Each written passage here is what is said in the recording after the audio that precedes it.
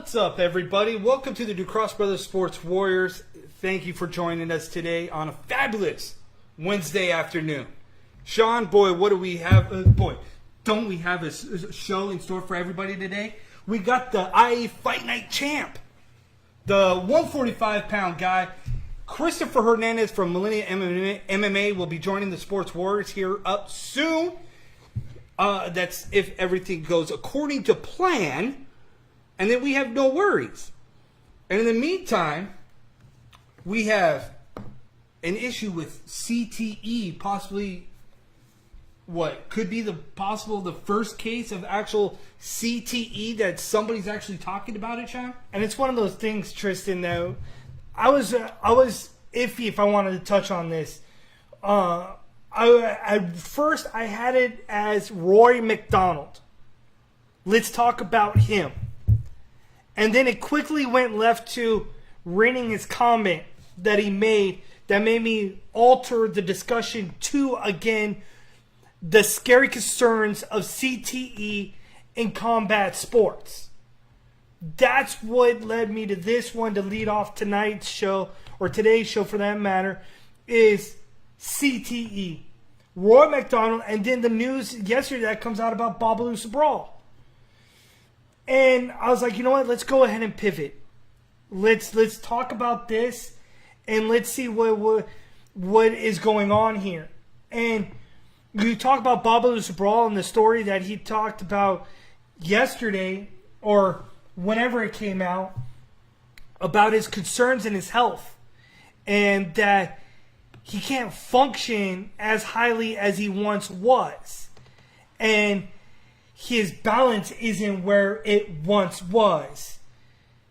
And then now you hear Rory MacDonald, and that comes to my question. Here's what made me think CTE, Tristan. Because you mentioned that, what he said had pertained to his newfound faith in yada, yada, yada. For Rory MacDonald. Yes. But here, let the fans in and determine this outcome. I'm going to quote Rory MacDonald here. I landed some good stuff in there, but I don't know something. It's just hard to sometimes pull the trigger now, I guess. I don't have that killer inside. It's really hard to explain, but I hesitate a little now. Doesn't that sound like somebody that has been in one too many fights? Because that's how I took it. You asked me if this was something that people were reading too much into. Is it? Is it really? Because to me, I took it as a guy who has been concussed one too many times, and a guy who's trying to figure out if this is his end game. And now I know people are going to say, well, why would he go that route or have that type of issue in his brain when you look across the bow and you watch Justin Gaethje? Very true. And Justin Gaethje doesn't initially come off as a guy who has had traumatic injury or anything like that. It doesn't come off that way. But it begs to differ that is everybody handling CTE a little bit differently. See, now, I saw Lorenz Larkin joining the chat earlier. Knowing Lorenz Larkin, I would like to get his perspective on CTE coming into this field. Knowing a fighter who has been in brawls and been at the top of the food chain, if there is really any alteration that he's feeling right now. That would be an interesting conversation to have with him at a different time. Or maybe if he's still at the gym with Christopher Hernandez, maybe we can get him live on the show. Maybe we get him live on the show to discuss that. But that's the interesting thing about where we're talking about Rory MacDonald. See, and where I'm not necessarily sure that CTE plays a huge factor in what's going on with Rory MacDonald. My issue is that he found his newfound faith, and I get it. I understand that when you're all of a sudden it's something that's new to you, right? Something that is so far different that you don't necessarily understand how to take it all in. Rory MacDonald has always, he did not look like a shell of himself. He did not look like a fragile fighter inside there. He looked, I wouldn't necessarily say that he was gun shy. He was gun shy. Because how many times in that fight did he have Finch kind of rocked or feeling indifferent in that fight, where if it was the old Rory MacDonald, he would have obliterated him. He would have finished him multiple times. But in that fight, you saw him let off the gas pedal. You saw him take a step back. Is it really because he found faith, or is it really because of the fact that he's afraid to get hit? There are so many questions than answers at this point in time. Oh, absolutely. And how or when will we get answers? Because Rory MacDonald said that he needed to go reevaluate. Says something was different. Two key things in those words were, is he retiring? Is there light at the end of the tunnel? What is the end game? Because he's fighting Neiman Gracie coming up in the next round because he won via majority draw. Yes. So he came out yesterday and said that he will fight Neiman Gracie despite everything else. Because he's still an elite fighter. He still has that hunger inside of him. And it comes down to a thing that I heard the other day, and it made perfect sense. It blended the two together. And that was the fact that Kevin Green, a former linebacker, stood at a podium, said one of his best friends held a Bible in the left hand but a switchblade in the right hand. At some point, you are in the combat sports world. Whether your faith allows you to do it or not, you have to be able to find a common ground between those two and understand that you are in a combat sports world that involves you, with all accounts, inflicting as much punishment, as much damage as possible to the other fighter for victory, for you to become world champ, for you to put food on the table for your kids, for your family. You have to have, at some point, an understanding that it's okay to have faith on your side. It's okay to have an understanding. Because we've heard people stand up at a podium and say that I love God and God told me to do this. What is it? Yoel Romero. Yoel Romero is one of the guys that has a prolific found for his God. And the way that he stands there and professes it.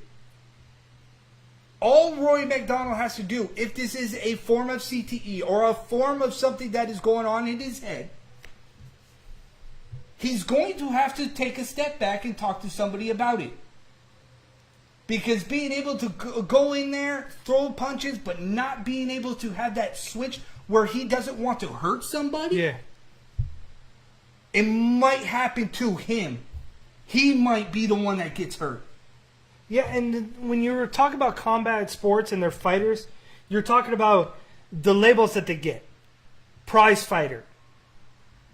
The primal capacity that apparently is inside of a fighter that switches on for them to go do X, Y, and Z. So when you do that, what is a fighter's perspective? What is the transition of a fighter to get him through this moment? Very true. So somebody needs to sit down with Rory MacDonald and find out what exactly is in his head, because this may be just me jumping out there, Tristan, but if in fact this is CTE, Yep. and he goes out there and is a little gun shy, what happens if the fighter across him is not? That's exactly what is a telling story. So that could lead an end result, and it could be very frightening. That if the... You know what a fighter could do to another fighter who's scared? You're putting another fighter in jeopardy. The health of a fighter. So then at that point in time, when does a promoter have to step in? That's the tricky part we're in. We're treading waters that is uncharted. Yes. What do you do? And again, it comes back to, Sean, we as media or as fans, instead of questioning whether it's a retirement or whether we're questioning about what is meant, why I said that maybe we're reading too much into it, is because we just gave you two different spectrums, right? Yeah. So why can't we as a media, why can't we as fans start talking about the realization that we could be there for somebody? There should be family members or somebody that should be an outlet that says, hey man, you know what, take a pause real quick. We might have to pump the brakes. Because at the end of the day, we are here solely for the understanding that it's amazing sport. It's amazing to be able to put on 5-ounce gloves and step inside that cage, do work, do something that you love. But that passion is not gone from Rory MacDonald. But it is. And he says it is. He has an internal fight. Yeah, an internal conflict. I don't necessarily that fire is dim. I think that internal conflict is what's causing him an issue. And we will have to pay very close attention to this on a go-forward basis, because it's going to get very interesting, especially after the Neiman Gracie fight. If we see another fight like we did here, where he looks like he's the baddest dude on the planet, he's the Red King, but he can't finish the fight because that internal thought inside of his head is telling him, please don't hurt him. That's a different conversation. It's a different conversation for a different day. We've already heard a fighter say that he hears thoughts. You know, we've heard a fighter go that needs mental help. I hope this is not the route that Rory MacDonald is going. But we are the DuCross Brothers of Sports Warriors. We're going to take a break here. Coming out of the break, we're going to talk about Canelo versus Jacobs. Huge fight coming up. Christopher Hernandez, Millennium MMA. He's going to be coming on here. As you can see, he's getting ready. Look at that. Right there. Christopher Hernandez will be coming on the show in moments to join the Sports Warriors here, right here on Facebook Live. So be sure that you catch this interview. 145-pound champ, probably the scariest dude. More with the DuCross Brothers, the Sports Warriors, coming up next. Fight Book MMA, your #1 news source. If you want to talk combat sports with amazing fight fans, head over to Fight Book MMA on Facebook and join in to some amazing conversations.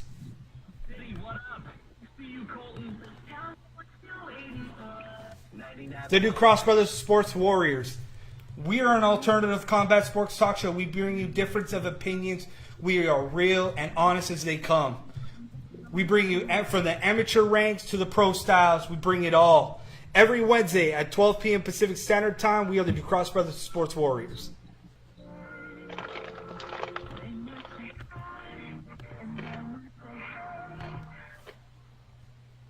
All right, everybody, we are back. We got 10 minutes, a little over 10 minutes, and then we will be joined by IE Fight Night's own 145-pound champ, Christopher Hernandez. And, oh man, I'm actually excited for this because last time we had him on our show, we had issues. Yeah, that had issues because we're trying to do something completely different. And we've worked out the kinks, we've worked out the bugs, and I'm excited to have him on the show and talk to him about what transpired in his last fight, where he's going here soon, and maybe he can walk back into the arena and go steal Lorenz Larkin, because we have a question for him as well. So, Canelo versus Jacobs, huge fight. And the reason why I want to talk about this, one reason why I want to talk about this is because I think more people need to talk about this fight, Sean. We're talking about Canelo versus Jacobs, right? Yeah. But it's in Las Vegas. Rule number 1, if you fight in Las Vegas, you're going to get screwed. It's inevitable. You have the money fighter versus a fighter for the title, and the judges are what the judges are. Are they not, Sean? So I think more people should be talking about this on social media, on Fightbook MMA, on the New Cross Brothers fan page. Let's talk about it. Talk about it in the chat room. Yeah, let's get this publicly going, because I think the more people talk about it, the more pressure that will be put onto the judges, and then the judges ultimately will have to make a good decision. But you know what? This is the second time. This is the second fight for Canelo on the zone versus Jacobs. This is an interesting fight because when Jacobs first started in boxing, he was known as the Golden Child. Yes. The prodigal son in boxing. The Nice. guy who won 137 fights in amateur, won multiple Golden Gloves before Canelo ever started in boxing. And then his health kind of hit a bump in the road, hinting the long road ahead. Ran into a little bit of a hiccup, and he became the Miracle Man because he came back from a very bad disease that he got, and it took away a good portion of his career.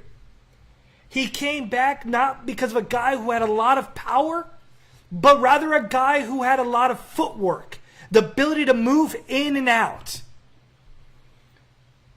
People think that Canelo is going to go right through Jacobs. But see, Jacobs weathered the storm and the power of Gennady Golovkin. He made Gennady Golovkin look almost human. Did Jacobs go down in that fight? Absolutely. He went down in the 4th round, but then took Gennady Golovkin 12 rounds. Yes, there are a lot of gray areas with Jacobs. And that being said, I still stand by my words that Jacobs lost to Sergio the Latin Snake Mora. I still believe that. But there's something about Jacobs in this fight that has me wanting to play devil's advocate and say that he may steal a win. But where will he steal that win is the question.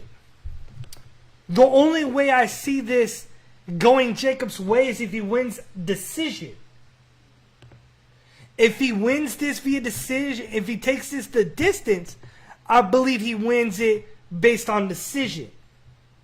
But if you get the outcome of Canelo that many people anticipate, I think Canelo is going to steal this fight.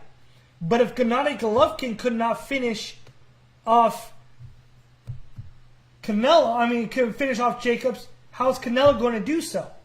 See, and the interesting fight that I see out of this is if Canelo really had to put in a rehydration clause and really had to dig deep into his bag of tricks to make this fight happen, I have a question about Canelo being afraid of Daniel Jacobs. And I say that because it's easy for a boxer of Canelo to have the power to get inside that distance to close it. But to be able to face a guy that is well-versed, we're failing to acknowledge Daniel Jacobs in what his talents actually are. We are failing to understand that Jacobs poses a major threat to Canelo for the sheer fact that Canelo has always faced a one-dimensional fighter in front of him. Exactly. And you know what to compare? Like, if you want to compare a stylistic fight that is similar to what we're going to win this Saturday, then look no further than what happened with Bernard Hopkins, Oscar De La Hoya. Oscar De La Hoya, Canelo is Oscar De La Hoya. Everybody's dog has its day. And you look at that situation. What was the end result? Bernard Hopkins took the titles and knocked out Oscar De La Hoya in what was perhaps the most perfect executed liver shot in boxing memory to date. And think about this, Sean. There's only one factor that poses a storyline with Canelo and Jacobs about the possibility that Canelo versus Jacobs, if Canelo wins, it's inevitable. It's going to happen Triple G3. Yeah. It's going to happen. That's the only other outcome. But what the outcome for Jacobs is that sky's the limit. This is a guy that will have overcome all the odds. The rehydration clause where it states that he cannot go over 170. So Canelo has it in his favor that a weight cut's going to be hard for him to get down to 160. Okay. That's you. So he overcomes that. He overcomes the adversity that people don't think he has a shot. He overcomes the fact that he beat Sergio Mora and nobody gives Sergio Mora the credit. There are 3 out of 4 major titles that are on the line that are about to be unified, which hasn't been done in boxing for quite some time. There's been talks that the heavyweight division is trying to unify the titles. Because here we have a middleweight attempting to unify 3 out of the 4. Absolutely. That's what boxing needs now, is to unify titles. You need to unify titles and make it one and not multiple. So I think this fight is going to be a lot closer than what many people anticipated. Absolutely. And that's going to be the most interesting point in this fight. Is Jacobs has the speed. He has the length. I really do believe he is able to use his speed and use his length. Canelo ain't the fastest dude. Let me just say. But 5'11" versus inside, he will have to work that body. I just think that Daniel Jacobs, if he has any shot in this fight, use your speed, use your distance, set up the angles, and you got the victory. 5'11" versus 5'8", 73-inch reach versus 70.5. Boxer versus a brawler who is trying to switch. It's going to be an amazing fight. You guys want to see an amazing fight? Go ahead. Get this pay-per-view on the zone. You owe it to yourselves. But just know this. This fight on paper, if it was not on the zone, would be at least a $70 pay-per-view. Let's be real on that. Maybe pushing the $90 threshold. Right. But just know this, Sean. Just know this. There's $360 million of pressure on Canelo Alvarez.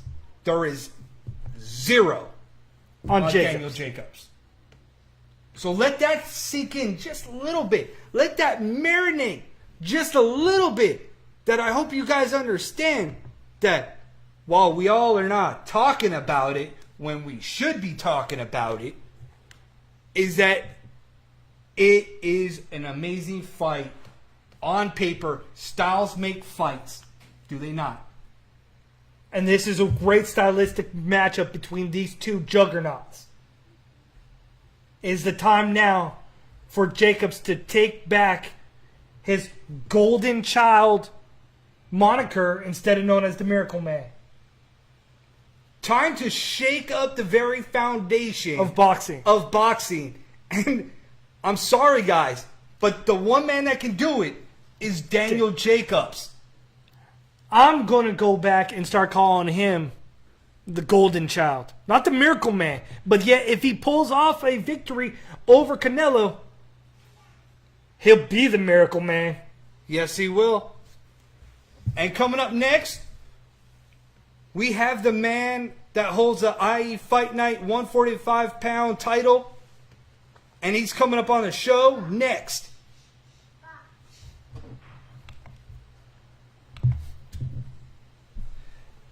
Fightbook MMA, a fan group right here on Facebook. If you're looking to interact with like-minded minds, check them out. We are the DeCross Brothers. If you don't know who we are, we're an alternative to combat sports. We bring you a different take, a different feel, a different vibe. Check us out every Wednesday right here on Facebook Live at 12 p.m. Pacific Standard Time. All right, everybody, we're the DeCross Brothers Sports Warriors. I'm Tristan DeCross. This is my brother, Sean DeCross. I hope you guys are loving the show right now. Incredible show. We got a couple shout-outs that we have to get to. Fightbook MMA right over here. Just go to Fightbook MMA. You can join them on Facebook. Raz Rep Sports, energy drinks. Got to get it. Some of the best energy drinks. You can use the code DuCross space bros 15 and you get 50% off 15% off a case. Get it while you can. And then the other one, the QR code, is I Love Auntie. If you want CBD oil, some of the best stuff. My brother uses the muscle rub, so if you have a long day, slap that stuff on for muscle relaxation. I take the CBD oils to relax with anxiety and stuff like that. That's what I do.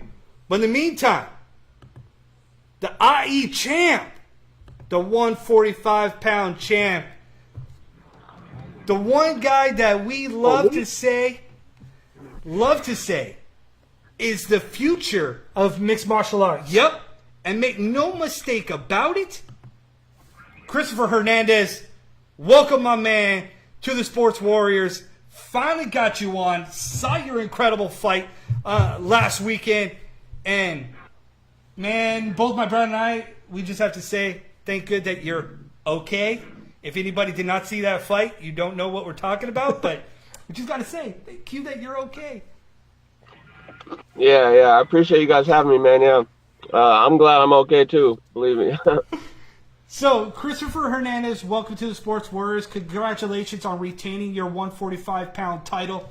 But man, we keep telling people that you take on all comers. You take on anybody that is a challenger worthy. And you fought a guy named Xavier Vines out of Fight Club 29. And I must say, there was moments where my brother and I, we thought that, oh my God, the dethrone of the baddest 145er is about to happen right in front of our eyes, in front of hundreds of people. And you willed out the win. Like, how did that win feel over everything else? It felt good, man. It was just like every other one. I mean, I haven't. Yeah, like you said, for those of you that don't know, I took a gnarly little groin shot, but it's just one of those, it's part of the game, you know what I mean? It's, I switch stances a lot, so it's one of those things that just happens from time to time. You know, I knew it wasn't a personal thing, but it's just, yeah, I mean, I'm not in there to look for any easy victories or anything like that. The ref asked me if I'd be able to continue, like, if I wanted to stop, you know, and I laughed at him. I was like, yeah, I'm going to keep fighting, man. Like, that's what we're here for. That's what we train for, so.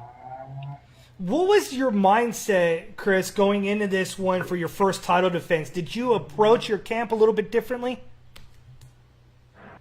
I didn't approach it differently. I just, you know, he had a little bit of footage online, so I tried to work on things that I thought he might be trying in the fight. But as far as preparation, I didn't do anything different. It was a little bit nervous because I knew that I would lose. I'd lose the belt, lose the title if I lost. But yeah, I mean, he's just all respect to him. You know what I mean? He didn't. This was the first camp I had that I had an opponent the entire time too. Nobody pulled out or no switches last minute. So it was nice. So I appreciate that. So big thanks to him. You know, for keeping it through the whole time. But what's it like right now with Millennium MMA?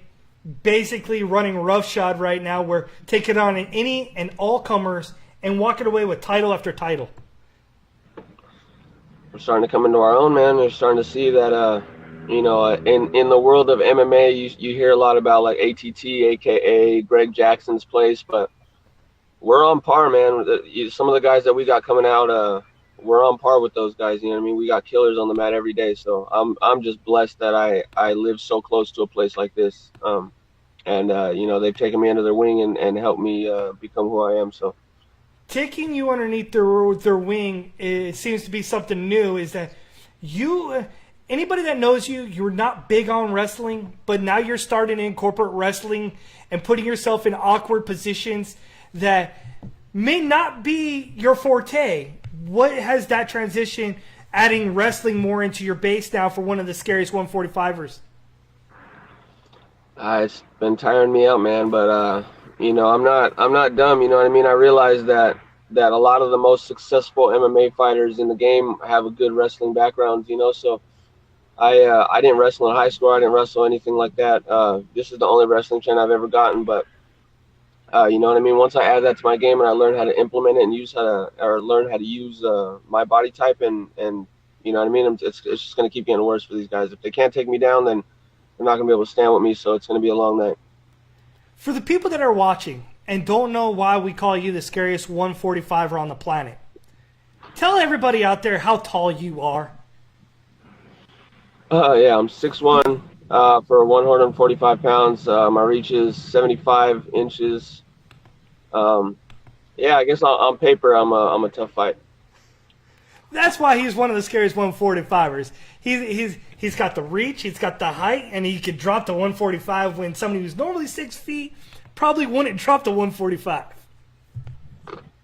Yeah, luckily I have a I have a pretty thin frame, so I walk around at like 155 pounds, so that's 10 pounds over the limit right now. And I mean, for amateurs, that's a nice little cut, you know, 10 pounds, but I'm only getting bigger, so once I get into those pros, I'll be a good size 45. But right now, I'm still a little bit small. My wrestling still needs some work.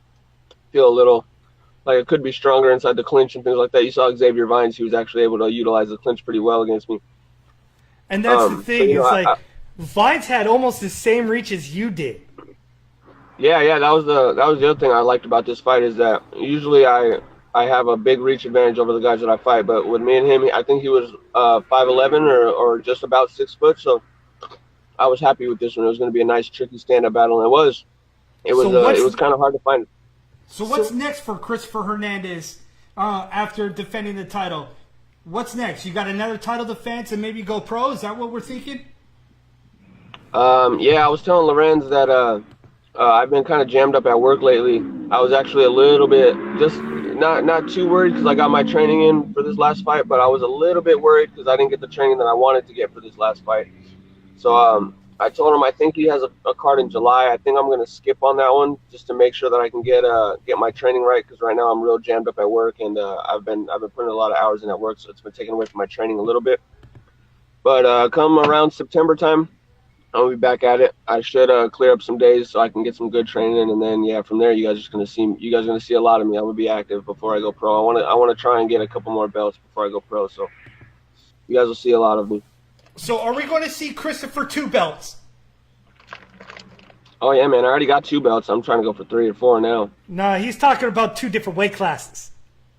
Oh, I mean, if the opportunity presents itself, I might step up to 155. But right now, I believe the IE Fight Night 155 champ is my boy David Zellner, DZ Machine. So he's one of my brothers, you know what I mean? So I wouldn't go and try and take it from him. Bro, David Zellner, Mike Green at Conflict. How excited are you for that fight? I cannot wait for that fight because I've had the pleasure of training alongside with David, and he's one of the toughest mothers that we have in the gym. You know what I mean? He's still young in the sport, so he's still developing. But man, that boy's got some heart, man. If you do not put his lights out, he's gonna be coming at you. You know what I mean? And so him and Mikey Green's gonna be good. I had the pleasure of meeting Mikey Green at the last IE Fight Night. Unfortunately, he wasn't able to compete, but he seems like a nice kid, and he's a pretty tall guy, so it should be a very interesting fight. But you know, obviously, I'm gonna be with my boy, and I think he's gonna be able to defend his title. Hey, tell David to get at us, and we'll get him on the show. Yeah, for sure. He's visiting family right now, so he hasn't been in the gym the last week, but yeah, he's gonna be back at it soon. All right, well, yeah. Well, we're looking forward to seeing his fight at Conflict against Mike Green for the 155 title. Thank you, Chris Hernandez, for finally working the bugs out and finally getting you on the show, my dog. Thank you very much. Congratulations on your first title defense. Like always, one heck of a dude and one scary 145er. Yeah, you know it. I appreciate you guys having me on, man. Thank you. You're welcome. Until next time, Christopher Hernandez joining the Sports Warriors. All right, folks, so that's going to be it. We're going to end the show a little bit earlier on this note, but we wanted to make sure that we got the interview with Christopher Hernandez because, I mean, the dude's legit. He's a legit badass. And to have him repping the IE Fight Night 145 title is phenomenal. And, yeah, you guys want to follow somebody? Follow Christopher Hernandez. I'll tag him. He'll follow. We'll tag him here on our show on our Instagram page and get you guys connected. Support him. Rising star, future stud. Yep, again, Inland Empire is going to be headlined by Millennium MMA for a while because they are turning out some monsters, are they not? They are. That's for sure. Absolutely. But we are the Cross Brothers, the Sports Warriors. I guess this is it for our show for today. Until next time, we do this every Wednesday at 12 p.m. Pacific Standard Time. I hope you guys enjoyed the show, enjoyed the interview with Christopher Hernandez. Follow us on Twitter. Let me just throw this out real quick. Follow us on Twitter at the Do Cross Bros. You can also hit us up on our Facebook fan page. Just search the Do Cross Bros or add Sean and Tristan Do Cross. And we'll talk combat sports with you all the time, every day. Until next time, we are the Cross Brothers, Sports Warriors. We are out of here.